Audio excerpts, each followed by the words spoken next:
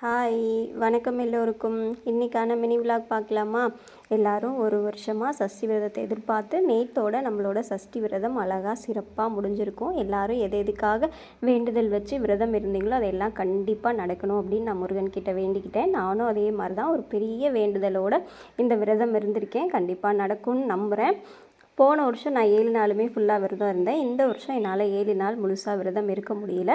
அதனால் கடைசி 4 நாட்கள் மட்டும் விரதம் இருந்தேன். போன வருஷம் நான் எல்லாமே எனக்கு நல்லா நடந்துச்சு. நான் 7 நாள் விரதமும் இருக்க முடிஞ்சிச்சு. சூரசம்ஹாரத்தை நான் கோயில்லையே போய் பார்த்துட்டு அதுக்கப்புறமா அடுத்த நாள் திருக்கல்யாணம் இருக்கு இல்லையா, திருக்கல்யாணத்துக்கு நான் வீட்டிலையே சமைச்சு படையலெல்லாம் போட்டேன். ஏன்னா கல்யாணம் அப்படின்னா தடபுடலாக விருந்து சாப்பாடு ரெடி பண்ணணும் இல்லையா. அதுவும் நம்ம தலைக்கு கல்யாணம் நம்ம சும்மா விடுவோமா, அதனால் நான் போன வருஷம் தடபுடலாக விருந்து எல்லாமே ரெடி பண்ணி சாமி கும்பிட்ருந்தேன். இந்த வருஷம் என்னால் அதை எல்லாமே பண்ண முடியலை. சரி, ஓகே, நம்மக்கிட்ட எப்படி இருக்கோ அந்த அளவுக்கு நம்ம சாமி கும்பிட்றலாம், திருப்தியாக சாமி கும்பிட்றலாம் முருகருக்கு அப்படின்னு சொல்லிட்டு கடைசி நாள் அப்படிங்கிறதால நேற்றும் வெற்றிலை தீபம் போட்டு சாமி கும்பிட்டுட்டேன். சூரசம்ஹாரத்தை கோவிலையும் பார்க்கக்கூடிய சுச்சுவேஷன் அமையல.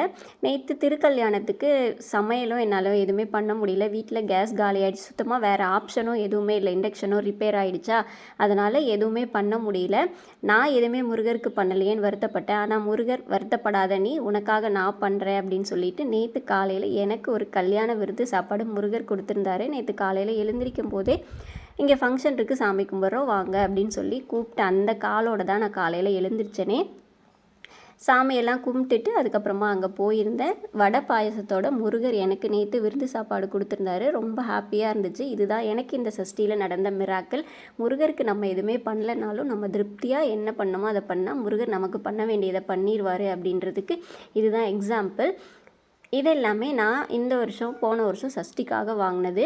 போன வருஷம் ஃபஸ்ட்டு நான் இந்த விரதம் இருந்தேன். அதனால் வெற்றிலை தீபம் போடுறதுக்கு, அதுக்கப்புறமா தீபாராதனை தட்டு, மஞ்சள் குங்குமம், பிரசாதம் வைக்கிறதுக்கு எல்லாமே போன வருஷம் வாங்கியிருந்தேன்.